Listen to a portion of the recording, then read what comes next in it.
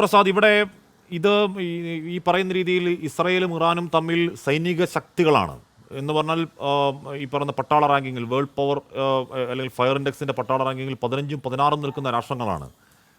ഒരു രാഷ്ട്രങ്ങൾക്ക് ദൗർബല്യമുണ്ട്, അല്ലെങ്കിൽ ഇസ്രായേലിൻ്റെ ദൗർബല്യം ഇറാൻ്റെ ശക്തിയാവുന്നുണ്ട്, ഇറാൻ്റെ ദൗർബല്യം മറിച്ച് ഇസ്രായേലിൻ്റെ ശക്തിയാവുന്നുണ്ട്. ഇപ്പോൾ ഏറിയും കുറഞ്ഞും ഈ പറഞ്ഞ സൈനിക ബലത്തിൽ ബലാബലം നിൽക്കുന്ന രാഷ്ട്രങ്ങളാണ്.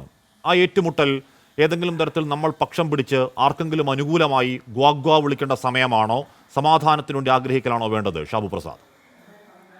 ഇല്ല, അവിടെ ഒരു യുദ്ധവും ആരും ആഗ്രഹിക്കുന്നില്ല, ആഗ്രഹിക്കാൻ പാടില്ല. പക്ഷേ യുദ്ധം എന്നുള്ളത് മനുഷ്യകുല ഉണ്ടായ കാലം മുതൽ ചരിത്രത്തിൻ്റെ ഭാഗമാണ്, അതൊരു യാഥാർത്ഥ്യവുമാണ്. അതും നമ്മൾ അംഗീകരിക്കാതിരിക്കാൻ പറ്റില്ല. ഇവിടെ നോക്കൂ ഹാഷ്മി, ഇവിടെ എന്താണ് ഇസ്രായേൽ ഈ യുദ്ധത്തിന് ഇറങ്ങിയതിൻ്റെ കാരണം എന്താണ്? ഇവർ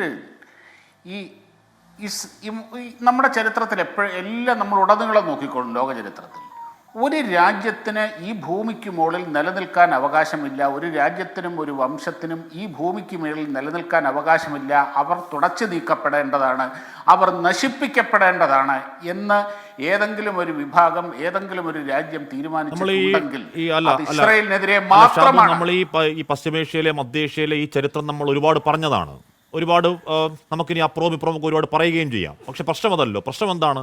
പ്രശ്നം രണ്ട് സൈനിക ശക്തികൾ ഏറ്റുമുട്ടുകയാണ്.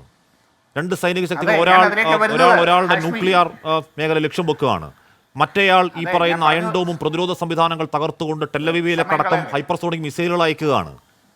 സൈനിക ശക്തികളാണ്. എന്റെ ചോദ്യം, ആ ഏറ്റുമുട്ടലിൽ നമ്മൾ പക്ഷം ചേരലാണോ വേണ്ടത്, സമാധാനം ആഗ്രഹിക്കലാണോ വേണ്ടത്? ഷാബു, പക്ഷം ചേരലാണോ എന്നുള്ളതല്ല ഇവിടുത്തെ. ഞാൻ അതിലേക്ക് വരാം. അതായത് ഇസ്രയേലിനും ഈ പറഞ്ഞ ഇറാനും സ്വതന്ത്ര രാഷ്ട്രങ്ങളായി എല്ലാ ബഹുമാനത്തോടെയും ഈ ലോകത്ത് നിലനിൽക്കാനുള്ള റൈറ്റുണ്ട്, അവകാശമുണ്ട്.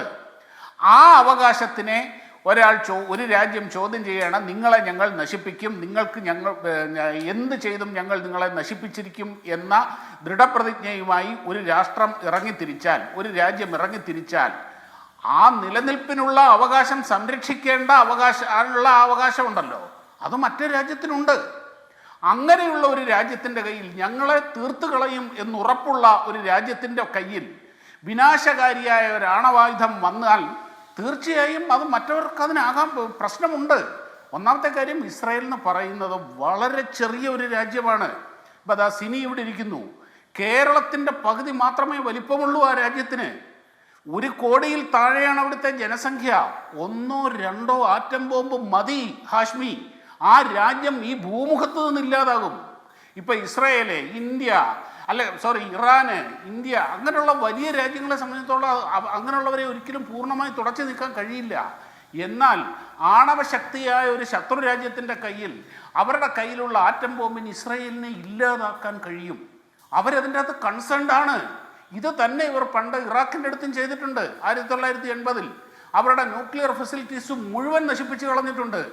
ആരോടും ചോദിക്കാതെ നേരെ പോയിട്ട്. കാര്യം ഇവിടുത്തെ പ്രശ്നം നിലനിൽപ്പ് ആണ് ഏറ്റവും വലിയ പ്രശ്നം. എല്ലാ രാഷ്ട്രത്തിന്റെയും പ്രശ്നം നിലനിൽപ്പാണ്. പലസ്തീന്റെ കാര്യം നിലനിൽപ്പാണ്, ഇറാന്റെ കാര്യം നിലനിൽപ്പാണ്, സിറിയയുടെ ലിബിയയുടെ ഒക്കെ കാര്യം നിലനിൽപ്പാണല്ലോ.